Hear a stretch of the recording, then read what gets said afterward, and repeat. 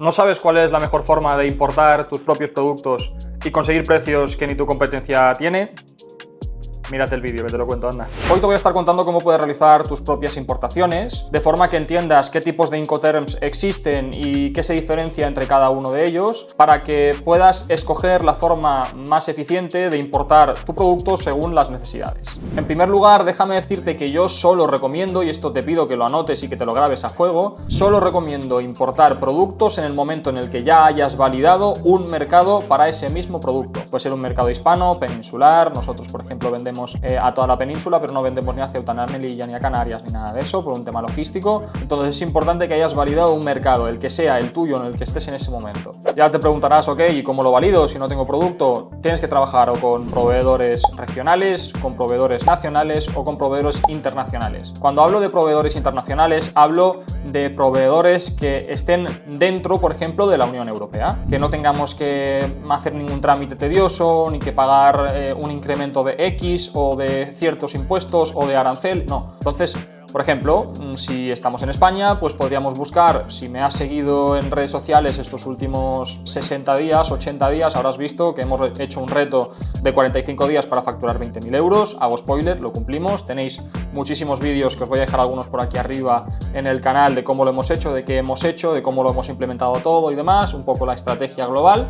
Entonces lo que hicimos fue trabajar con un proveedor de Eslovenia. Este mismo proveedor no nos obligaba ni a pagar aranceles, ni a pagar impuestos, ni a pagar nada. Oye, nosotros pedíamos la mercancía, nos llegaba directamente al almacén sin ningún problema, directamente desde el camión y demás, sin trámites ni despacho de aduanas ni nada. Entonces esto creo que es súper importante en primera instancia. Otra de las cosas que deberías grabarte a fuego, y de nuevo te pido que cojas papel y boli, esto es súper importante, es cuando nosotros vamos a importar a China ya entran muchísimos factores en juego que puede que hagan que nos arrepintamos de haber hecho esa importación. Entonces, otra de las cosas que es muy importante, más allá de trabajar con proveedores regionales, nacionales o internacionales, es que directamente te asegures de que cuando realices una importación es para vender tu producto en cantidad. No hagas importaciones de 50, de 100 unidades. Oye, si quieres conseguir una muestra, está perfecto, pides una muestra, un par, 3, 5 unidades para ver realmente si ese proveedor te va a dar la mercancía que tú estás buscando. Eso es súper útil.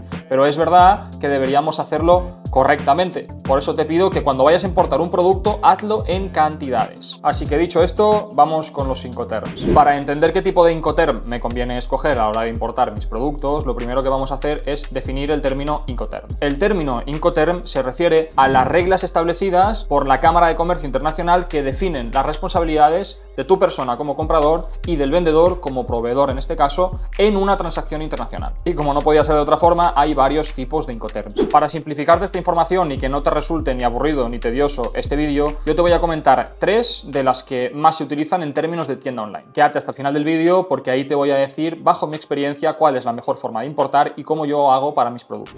El primero es el más conocido como FOB o Free On Board, en el que el vendedor básicamente asume los costes y riesgos hasta que la mercancía se carga en el barco. A partir de ese mismo momento, nosotros como compradores pasamos a asumir toda la responsabilidad, todos los costes y todos los riesgos. Te voy a poner un ejemplo muy sencillo para que lo entiendas un poquito mejor, ¿vale? Imagínate que hemos comprado una partida de masajeadores, y acuérdate de este ejemplo porque lo vamos a utilizar para los siguientes 2 Incoterms también. Imagínate que hemos comprado esta partida de masajeadores, pues en el caso de que utilizáramos el Incoterm FOB, es decir, el Free On Board que os he dicho, el propio vendedor lo que se va a encargar es a llevar la mercancía hasta el barco que nosotros hayamos designado, por ejemplo, en el puerto de Guangzhou. A partir de ahí lo que va a ocurrir es que nosotros vamos a tener que asumir todos los costes y todos los riesgos, es decir, despacho de aduanas, trámites a nivel de, por ejemplo, pago de IVA, liquidación de aranceles, etcétera, etcétera, hasta que llegue al almacén, hasta que llegue a la puerta de nuestra casa. Todo eso corre de nuestra parte.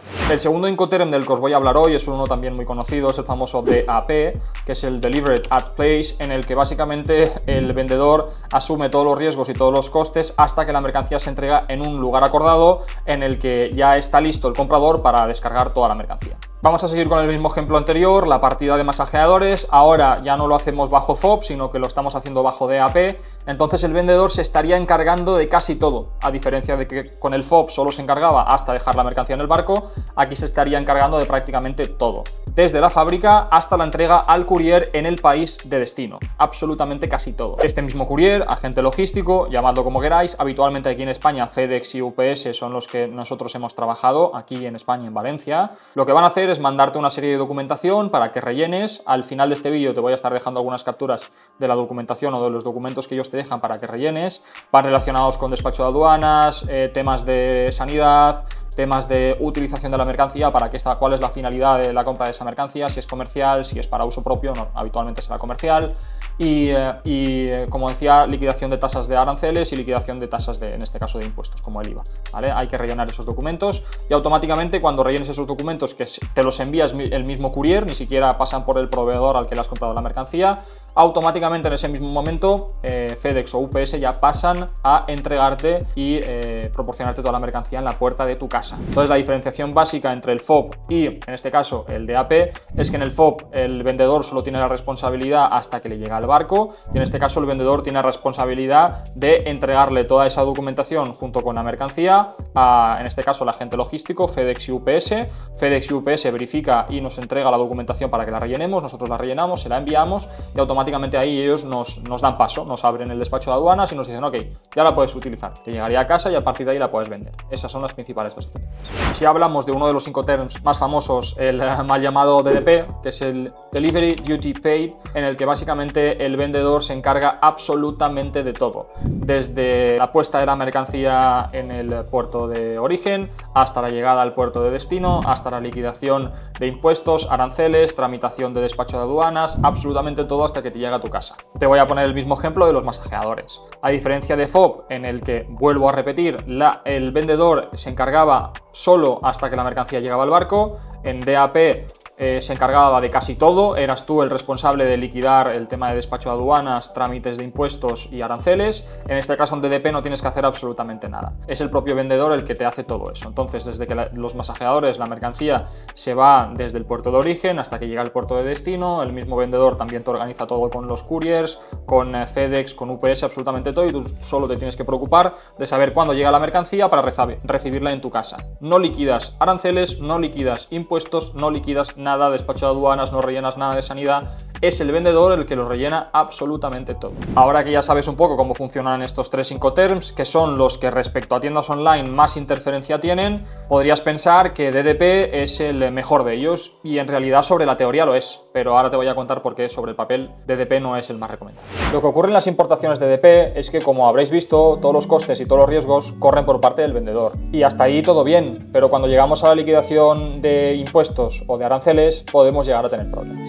Normalmente los proveedores, cuando tú les pides que te pasen el despacho de aduanas o la documentación del despacho de aduanas, la documentación referente al trámite de los pagos de impuestos, de aranceles, etcétera, etcétera, suelen darte muchas largas. Algunos de ellos te pasan documentos alternativos que nada tienen que ver con lo que les estás pidiendo para intentar persuadirte un poco y que les dejes en paz. Entonces, mientras no venga ese socio parásito al que todos conocemos que se lleva el 50% de lo que producimos, pues todo está bien. Pero si nuestra querida Hacienda viene y nos pregunta sobre esta documentación para que se la entreguemos o para que la proporcionemos porque nos está pidiendo algún tipo de informe o algún tipo de requerimiento, pues no lo vamos a poder entregar. Entonces ahí pueden venir los primeros problemas importantes. Por eso para mí la mejor forma de importar es DAP, te deja dormir tranquilo y actúas dentro del marco legal de la Constitución española. Básicamente lo que ocurre aquí es que FedEx y UPS te van a pedir que rellenes una documentación a nivel sanitario, a nivel de despacho de aduanas, tramitación de aranceles, impuestos, etcétera. Te voy a dejar por aquí algunos ejemplos, algunas capturas de los documentos que te piden que rellenes y esa sería mi recomendación, que duermas tranquilo, que no funciones con DDP porque al final puede causarte muchos problemas a largo plazo si abusas del tema de esas importaciones. Y el tema del FOB, pues bueno, si tienes un agente en China que esté revisándote la mercancía, que pueda llevarte o que pueda asesorarte en el llevar esa mercancía al puerto y que a partir de ahí pues todos los costes y riesgos los asumas tú como comprador, maravilloso porque te va a salir más barato, pero te diría que DAP ya sale más barato porque la liquidación de impuestos la haces tú, por tanto no sabes muy bien cuál podría haber sido el precio o el incremento porcentual del precio de tu producto si lo hubieras tenido que hacer DDP, porque DDP ya es bastante más caro. Así que mi recomendación personal, que lo hagas DAP, que liquides tus impuestos, que liquides tus aranceles, que liquides todo el tema de despacho de aduanas, que informes de cuál ha sido el principal propósito de la mercancía que has importado y que disfrutes evidentemente de mientras estés vendiendo la mercancía porque lo has hecho dentro del marco legal. Ahora que ya sabes bajo qué Incoterm sería recomendable importar, te pido que me dejes tu like, que te suscribas por aquí abajo, que es gratis y a mí me ayudas un montón, y que me sigas en redes sociales, que también las tienes en la descripción, para ayudarme a seguir subiendo más contenido como este relacionado con e-commerce y tiendas online. Nos vemos en el siguiente vídeo.